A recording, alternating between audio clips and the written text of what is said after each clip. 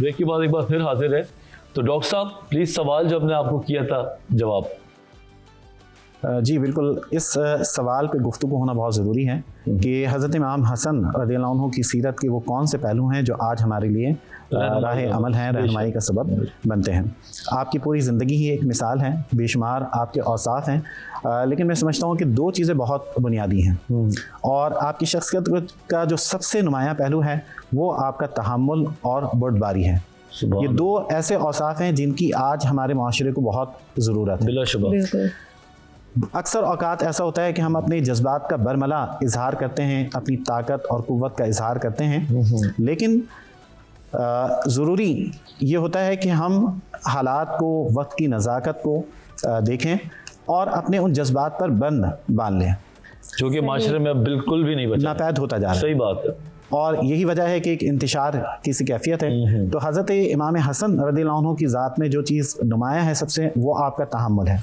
आपको तान व तशनी का निशाना भी बनाया गया, आपकी हतक भी की गई, लेकिन उसके बावजूद आपने जिस सब्र व इस्तकामत से काम लिया, यहाँ तक कि एक मौके पर एक शख्स आया जो हज़रत अली रज़ियल्लाहु अन्हु का दुश्मन था। मदीने के लोगों से उसने सवाल किया कि उसे सवारी मुहैया कर दी जाए, खाने पीने के लिए कुछ सामान दे दिया जाए। लोगों ने नहीं दिया। वो हज़रत इमाम हसन रज़ियल्लाहु अन्हु के पास आया तो आपने वो तमाम चीज़ों से फराहम कर दी, बावजूद इसके कि आप जानते थे कि हज़रत अली रज़ियल्लाहु अन्हु का दुश्मन है। सुभान अल्लाह। दूसरी चीज़ आपकी तवाज़ो और इनकिसार है। आप ख़ानदान नबुव्वत के चश्म चिराग हैं, लेकिन इनकिसार और तवाज़ो का ये आलम है कि आप एक जगह से गुजर रहे होते हैं तो आप देखते हैं कि कुछ फ़कीर जो है ज़मीन पर बैठकर खाना खा रहे हैं। वो हज़रत इमाम हसन को देखते हैं तो आपको दावत देते हैं कि आप हमारे साथ शरीक हों। हज़रत इमाम हसन उनके साथ वहीं बैठ जाते हैं ज़मीन पर और खाना तनावुल करते हैं। उसके बाद फिर उन्हें दावत देते हैं, उनको खाना खिलाते हैं, लिबास मुहैया करते हैं। तो ये उनके इंकिसार और तवाज़ो का आलम है। और यही वजह है कि अल्लाह ताला ने फिर उनके दर्जात को इस तरह बुलंद किया कि आपको जन्नती नौजवानों का सरदार करा दिया। सुभान अल्लाह, सुभान अल्लाह। अच्छा, मैं ये पूछना चाहूँगी आपसे कि हज़रत इमाम हसन रज़ियल्लाहु ताला अन्हो के फ़याज़ी और सखावत के बेशुमार वाक़ियात हैं, तो हम किस तरह से अपनी ज़िंदगी में इसको अपना सकते हैं?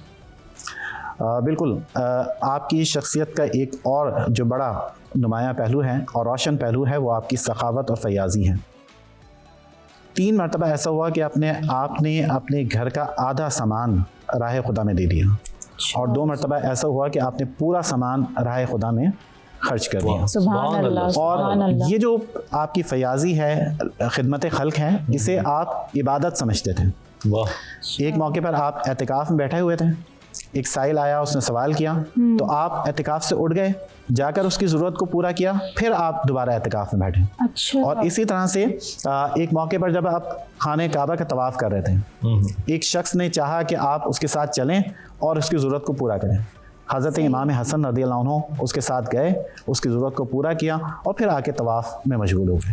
तो ये खिदमत खल्क का जो जज्बा है, ये एक ऐसी चीज़ है जिसको अगर हम अपना लें तो हम अपने माशरे में जो है बहुत मुस्बत तब्दीली लेकर आ सकते हैं। बेशक ये तो बहुत बड़ी बात है, लेकिन इतना कुछ हम जानते हैं, हमारी तारीख़ में भरी पड़ी हुई हैं ऐसी बातें, लेकिन क्या वजह है डॉक्टर साहब के मौजूदा हालात में हमारा नौजवान हो या चाहे हमारा बुज़ुर्ग हो, इन चीज़ों से क्यों इतना दूर होता जा रहा है? कोई इसकी ख़ास वजह?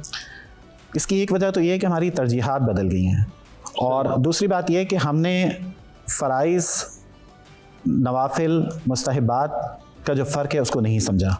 सही। और हमने ये समझ लिया कि नमाज, रोज़ा, हज, ज़कात जो कि फ़राइज़ में से हैं और अदा करना ज़रूरी हैं, कि बस यही इस्लाम का नाम है और अगर आप इनमें मशगूल हो जाएं तो फिर आपको कुछ और करने की ज़रूरत नहीं है।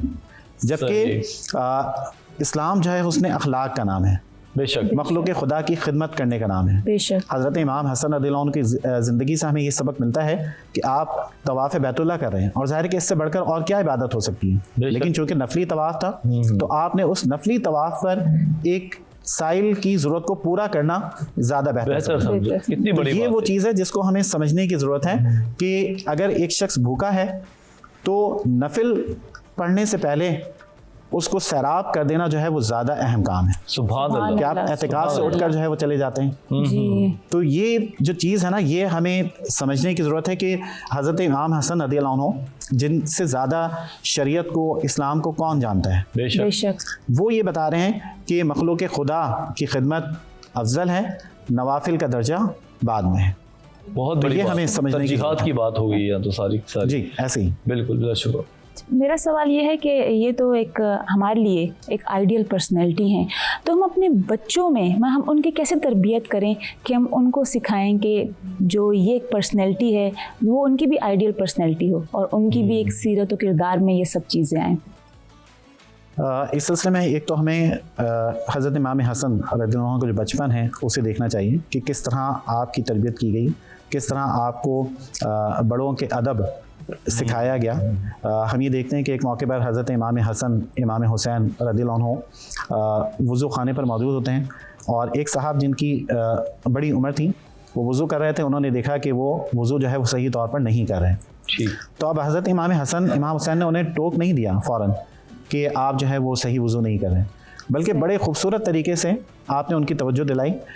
इमाम हसन इमाम हुसैन ने उनसे कहा कि हम दोनों जो इस बात पर मुकाबला कर रहे हैं कि हम में से कौन बेहतर वज़ू करता है, तो ज़रा आप हमें देखिए और बताइए कि हम में से कौन अच्छा वज़ू करता है। सुभान जब उन्होंने गौर किया तो उन्हें मालूम हो गया कि दोनों ही सही वज़ू कर रहे हैं और दरअसल मैं वज़ू को सही नहीं कर पा रहा था। सुभान अल्लाह। तो वो इस बात को समझ गए। तो ये वो चीज़ है जो तरबियत से हासिल होती है।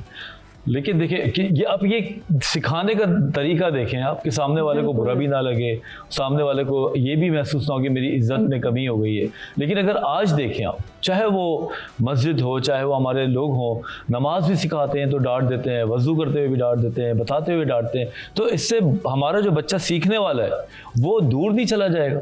बिल्कुल ऐसा होगा जब आप डांट डपट करेंगे गैर ज़रूरी तौर पर जी। और प्यार मोहब्बत शफ़क़त से उसको करीब लेकर नहीं आएंगे तो वो यकीनन दूर होगा। बिल्कुल। यहाँ भी हज़रत इमाम हसन रज़ियल्लाहु अन्हु की सीरत को देखा जाए, नबी करीम सल्लल्लाहु अलैहि वसल्लम का उनके साथ अमल देखा जाए तो बहुत हमारे लिए रहनुमाई बेशक का सबब है, रहनुमाई का ज़रिया है। नबी करीम सल्लल्लाहु अलैहि वसल्लम हालत सजदा में होते हैं और इमाम हसन आपकी पीठ पर सवार होते हैं। आप सल्लल्लाहु अलैहि वसल्लम उनको हटा नहीं देते, डांटते नहीं हैं, बल्कि आप अपने सजदे को तवील कर देते हैं कि खुद इमाम हसन उतर जाते हैं तो फिर आप सजदे से अपना सर उठाते हैं। सहाबा ने रिवायत किया बाज़ दफ़ा ऐसा होता है कि नबी करीम सल्लल्लाहु अलैहि वसल्लम रुकू में हैं, इमाम हसन खेलते हुए आते हैं और आपकी टांगों से गुजर कर चले जाते हैं और आप सल्लल्लाहु अलैहि वसल्लम उनको मोहब्बत से देखते हैं। तो नबी करीम सल्लल्लाहु अलैहि वसल्लम की जो बच्चों के साथ मोहब्बत है इसे आप पेश नज़र रखें तो फिर ये डांट डपट गैर ज़रूरी तौर पर और बच्चों को अपने आप से दीन से दूर करने का सिलसिला जो है ख़त्म हो जाएगा। अच्छा, हमारे यहाँ तो अक्सर बच्चों को डांट डपट के दूर किया जाता है, या अक्सर नमाज जब पढ़ रहे होते हैं तो बच्चा कुछ इस तरह करे तो माएँ ज़ोर ज़ोर से पढ़ना शुरू कर देती हैं, अपने अल्फाज ज़ोर ज़ोर से अदा करना शुरू कर देती हैं। तो ज़रा इस पर ही बताएं कि क्या ये सही है इस तरह से बच्चों को यूँ डराना नमाज के दरमियान? देखें, तरबियत जो बच्चों की होती है ना वो आपकी ज़बान से नहीं होती, आपके अमल से होती है। सुभान अल्लाह। सही। आपको बच्चा देखता है कि आप क्या कर रहे हैं, वो वही करने की कोशिश करता है। बेशक। अगर आप कोई किताब लेकर बैठ जाएंगे तो वो भी एक किताब उठाएगा और ज़ाहिर के पढ़ेगा तो नहीं लेकिन उसको लेकर बैठ जाएगा। एक्ट करेगा। अगर आप मोबाइल से खेलना शुरू कर देंगे वो भी चाहेगा कि मोबाइल से खेलना शुरू कर दें। सही। तो इसी तरह से जब आप नमाज अदा कर रहे हैं या कोई भी काम आप कर रहे हैं, अपने बच्चे को अपने साथ शरीक कर लें, सही, उसको अपने साथ खड़ा कर लें, प्यार से उसे समझा दें कि ये नमाज है, इसको इस तरह से अदा किया जाता है। कुछ बातों को समझ लेगा, कुछ बातों को नहीं समझेगा, कुछ लेकिन समझ लेगा। हाँ, आहिस्ता आहिस्ता जो है वो आपके कहे बगैर उस अमल को दोहराना शुरू कर देगा और सही तौर पर उसे अदा करना शुरू कर लेगा। बहुत ही अच्छी बात की और बहुत ही आसान तरीके से आपने ये बताया कि हम अपने बच्चों में किस तरीके से अपने जो फ़राइज़ हैं, जो नमाज का तरीका है उसको सिखाएं। डॉक्टर साहब, इसी खूबसूरत बात के साथ मैं चाहूँगा कि आप दुआ करा दें क्योंकि हमारा जो टाइम है वो अफ्तारी की तरफ जा रहा है। ठीक।